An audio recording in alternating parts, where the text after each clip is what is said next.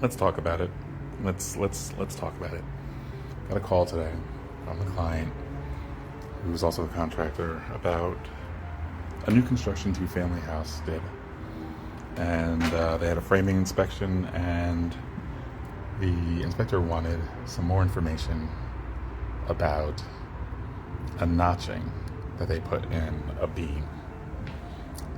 Now, let's take a look at what this beam is holding.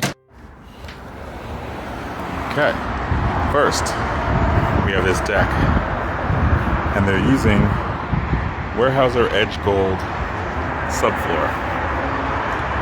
I am unsure, and I'll have to look it up, as to whether this can be used in exterior application. Next, they're using LVLs, where I called for a pressure-treated PSL, and you can already start to see the issue. LVLs, they're laminated veneers of lumber, right? So this is one piece. You can actually see the varying layers of wood along the way. And they're starting to delaminate and swell, which is causing these gaps.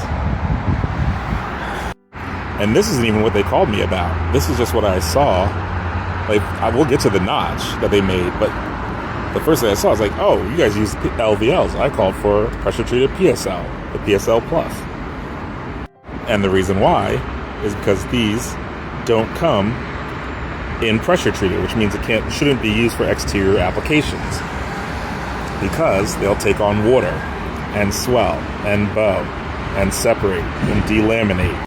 So we have this deck here, the roof it's carrying over it. We also have this other deck below that deck, where they did the same thing using LVLs and different types here, because underneath they wrote the different types that are on here. So these are a mix of the 1.8s, the 2.0s. They're using the same Weyerhaeuser Gold here, and here you can even see it more, where it's starting to delaminate and separate. Like, I can get a pretty sizable, oh man, is that not galvanized? You can't see it. The nail in there looks like it's rusted already. I don't know if that's galvanized. Wait, what is that? Is that a sheetrock screw?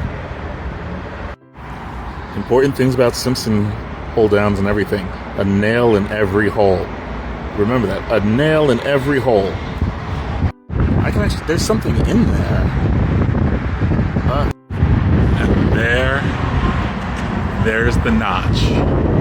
They notched it to go over this prefabricated foundation system, superior wall foundation.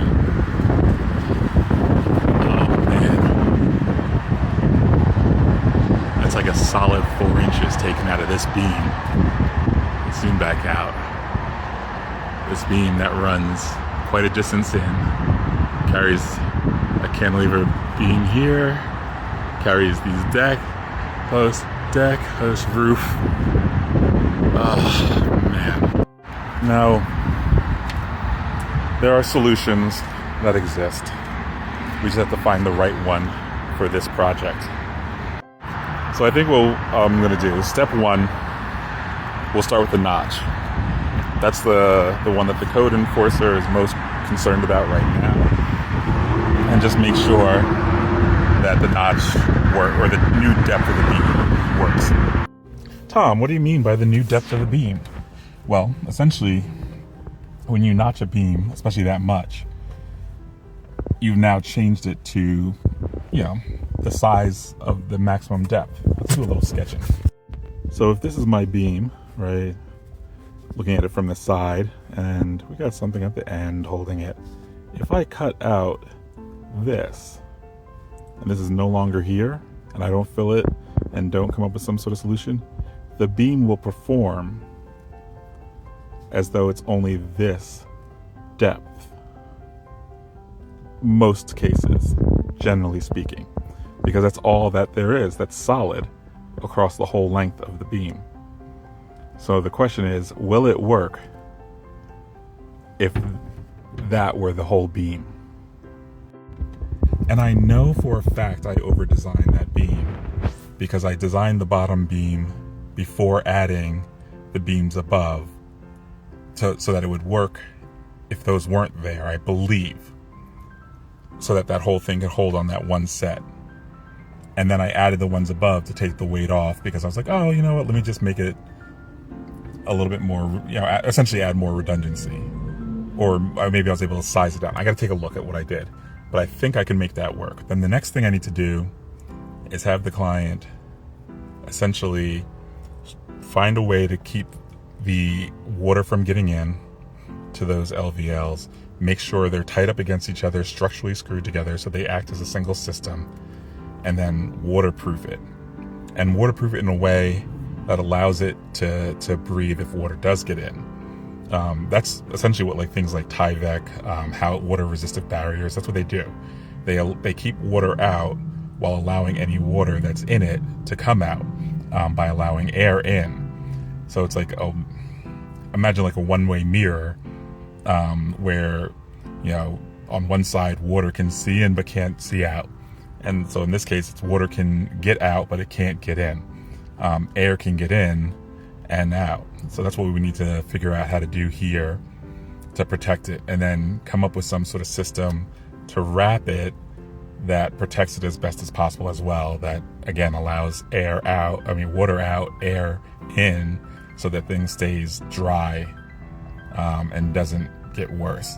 I was thinking about something at first that would fully waterproof it, but then the concern is, okay, something happens, it get punctured, water does get in, how do you get it out? And if you use something like, maybe, I gotta talk to some of the reps, maybe Proseco has something that will allow it to breathe out and not get water in. But I'm leaning a little bit more towards a water resistive barrier, and preferably something that's like a peel and stick, like a blue skin, something that you can see visually and will stay applied to it. I don't have to, with a Tyvek, you got to be somewhat concerned on the lapping, the coverage, and especially with that decking. I think we need to wrap the whole thing in it and then put something like a vinyl type product on top of it, maybe like a deck tech or something. I don't know. That one's gonna take some thought. Well, yay!